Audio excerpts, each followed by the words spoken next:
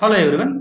ఈ వీడియో లెక్చర్లో మనం degree second semester English model paper అయితే చూడబోతున్నాం.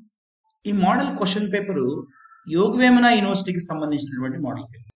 అయితే ఇది 2023-24 అడ్మిటెడ్ బ్యాచ్ ని దృష్టిలో పెట్టుకుని ఇచ్చినటువంటి మోడల్ పేపర్. ఇది ఓవరాల్ గా 70 మార్క్స్ అయితే ఉండబోతుంది. మనకు తెలుసు సిలబస్ లో మొత్తం 5 యూనిట్స్ అయితే ఉన్నాయి. ఈ 5 యూనిట్స్ నుంచి క్వశ్చన్స్ ఏ విధంగా అడగబోతున్నారు, ఏ యూనిట్ నుంచి మార్క్స్ వెయిటేజ్ ఎంత ఉంది అనేది ఇప్పుడు మనం ఈ వీడియోలో చూద్దాం. మీరు ఈ వీడియో కంప్లీట్ గా చూడండి, మీకు డీటెయిల్డ్ గా మోడల్ పేపర్ మీద ఒక ఐడియా వస్తుంది. అప్పుడు ఎగ్జామ్ ని మనం కాన్ఫిడెంట్ గా రాయొచ్చు. ఫస్ట్ రోమన్ లో మనకు answer any 3 of the following అంటున్నాడు. ఇక్కడ చూసినట్లయితే మీకు 6 ప్రశ్నలు ఉన్నాయి. ఇక్కడ మనకు 3 మాత్రమే అటెంప్ట్ చేయమంటున్నాడు. ఒక్కొక్క క్వశ్చన్ కి 5 మార్క్స్, ఓవరాల్ గా 15 మార్క్స్. రోమన్ 1 కి మనకు 15 మార్క్స్ అయితే అవార్డ్ చేయబోతున్నాడు. చూడండి, ఇక్కడ ఓవరాల్ గా మనకు 3 పోయమ్స్ అయితే ఉన్నాయి. ఈచ్ పోయం నుంచి 2 క్వశ్చన్స్ ఇచ్చినట్టు ఇక్కడ మనం గమనిస్తాం. మరి ఒక్కొక్క క్వశ్చన్ మనం చూసినట్లయితే ఏ పోయం నుంచి ఎన్ని క్వశ్చన్లు అడిగాడు అనేటువంటిది మనకు క్లారిటీ అయితే ఉంటుంది. Right critical summary of the poem Ulysses అన్నాడు. ఇది డైరెక్ట్ క్వశ్చన్, యులిసిస్ నుంచి ఇచ్చినటువంటి క్వశ్చన్. నెక్స్ట్ క్వశ్చన్ చూడండి, explain the line to strive, to seek, to find and not to yield.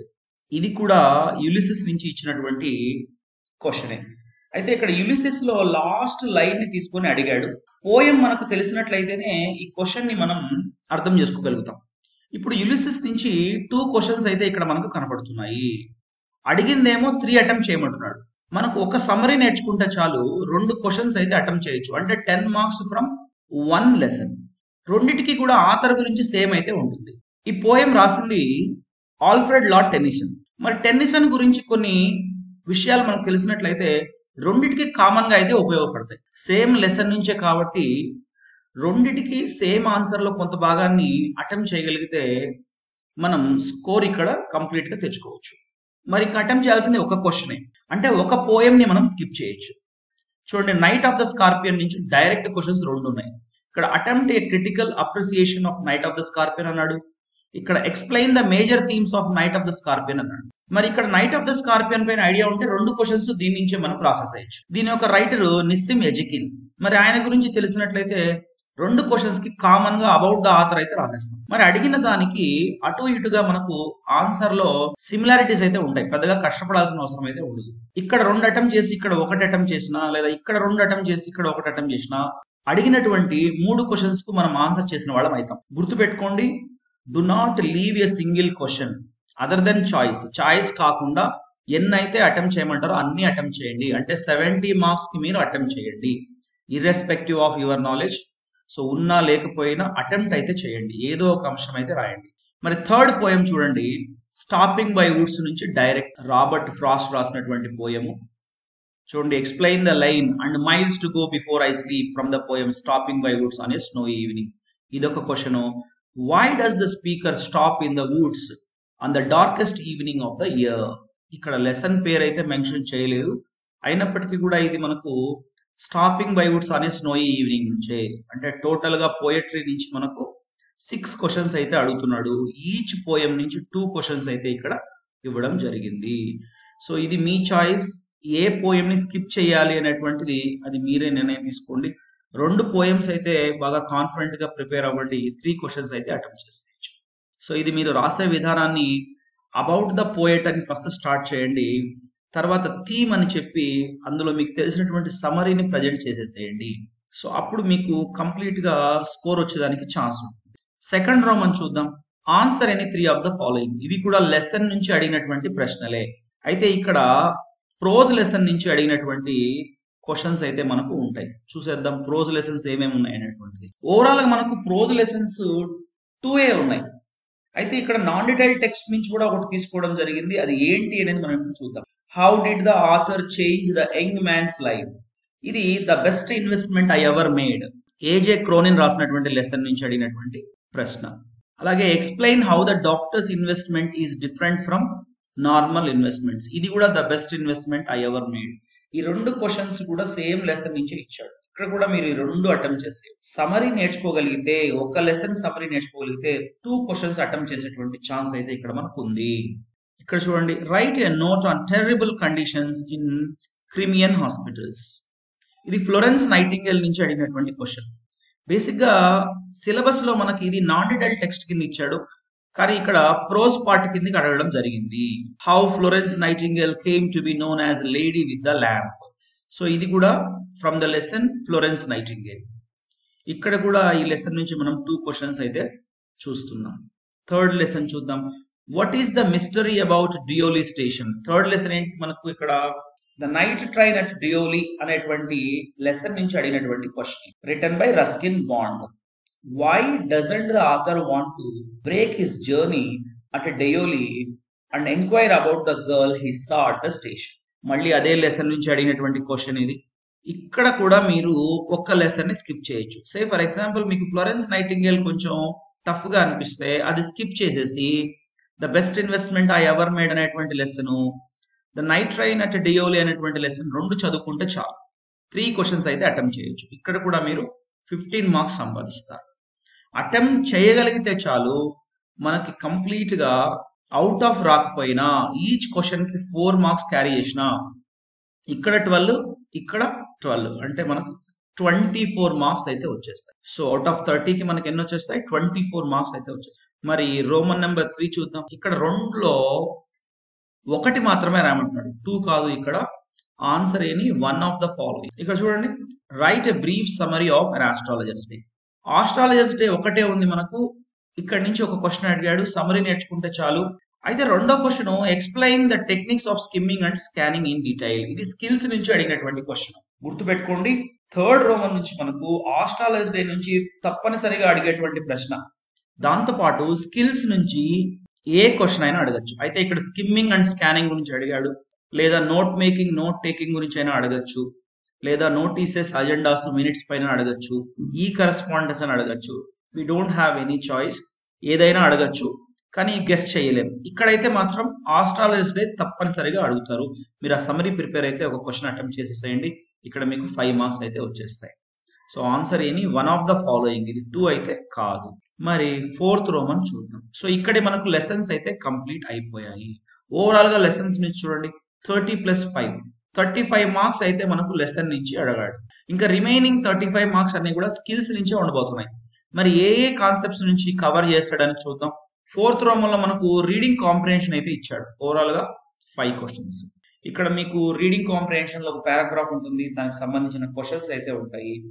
ఆ క్వశ్చన్ కి సంబంధించినటువంటి ఆన్సర్స్ ఆ పారాగ్రాఫ్ లోనే ఉంటాయి. మీరు అర్థం చేసుకుని అటెంప్ట్ చేయాలి.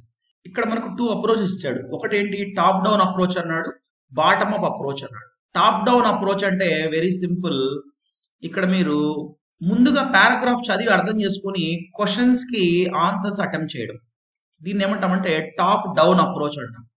మరి బాటమ్ అప్ అప్రోచ్ ఏంటంటే క్వశ్చన్స్ చదివి దానికి సంబంధించిన ఆన్సర్ ఎక్కడుందో వెతికి పట్టుకోవడాన్ని మనము బాటమ్ అప్ అప్రోచ్ అంటాం. మరి ఈ 2 అప్రోచ్ లో ఏదో ఒక అప్రోచ్ ని మీరు ఫాలో అయిపోయి అన్ని క్వశ్చన్స్ అటెంప్ట్ చేయండి. ఇక్కడ 5 out of 5 తెచ్చుకోవడానికి ఛాన్స్ ఉంది. 5th రోమన్ లో మనకు మ్యాచ్ ద ఫాలోయింగ్ అంటున్నాడు. ఇది దేని నుంచి అడిగాడు అంటే వన్ వర్డ్ సబ్స్టిట్యూషన్స్ నుంచి అడిగాడు. దీనికి సంబంధించిన వీడియోస్ అయితే నేను చేసి పెట్టున్నాను.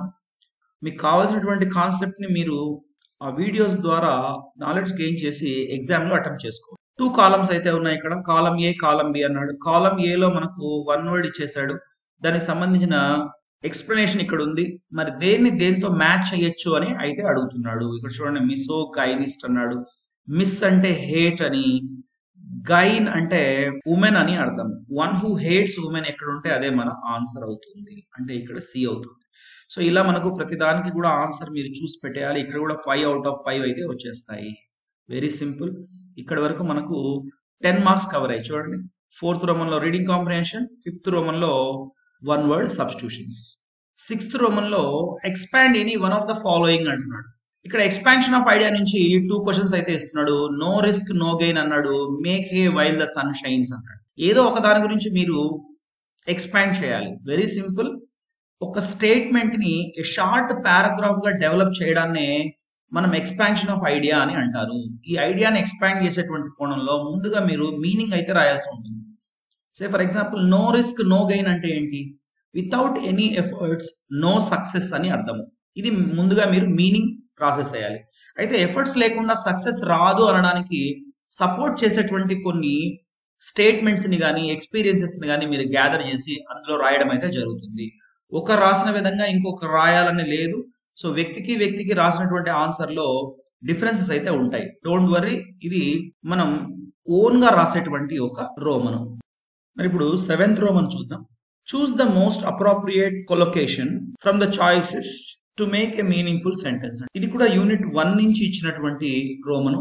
కొలొకేషన్స్ అంటే సూటబుల్ వర్డ్ ని పక్కనే ఉంచాలి. ఇప్పుడు చూడండి, ఈ స్మోకర్ కి ఏ వర్డ్ సూటబుల్ అవుతుందో దాన్ని మనం తీసుకోవాలి. ఇప్పుడు బిగ్ స్మోకర్ లేదా హెవీ స్మోకర్ అంటే ఇక్కడ మనకు హెవీ స్మోకర్ అనేటువంటిది సూటబుల్ అవుతుంది. ఓవరాల్ గా మనకి ఈ ఫిల్ ఇన్ ద బ్లాంక్స్ లో ఇచ్చినప్పుడు సూటబుల్ వర్డ్ ఏదైతే ఉంటుందో అది మనం ఇక్కడ ప్లేస్ చేయాల్సి ఉంటుంది. ఫస్ట్ చూద్దాం. My grandfather was a dash smoker అంటున్నాడు.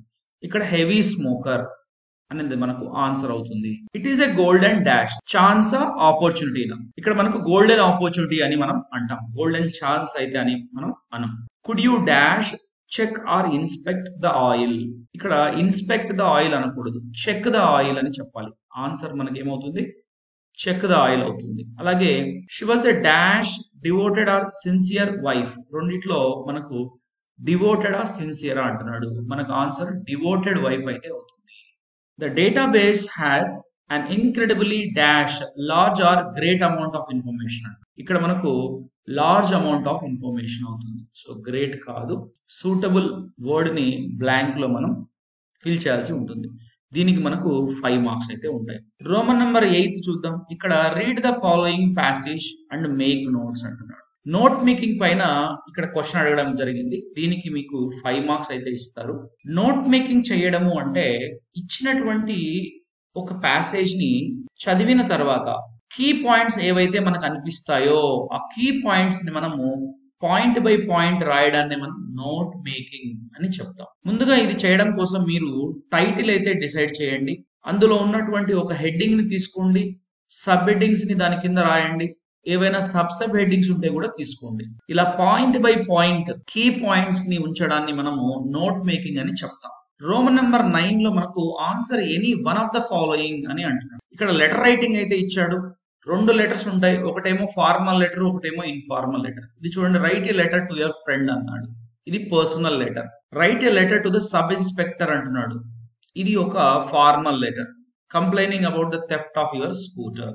మరి ఇక్కడ అడిగిన ఇన్ఫర్మేషన్ కి సంబంధించినటువంటి లెటర్ అయితే మీరు డ్రాఫ్ట్ చేయాలి.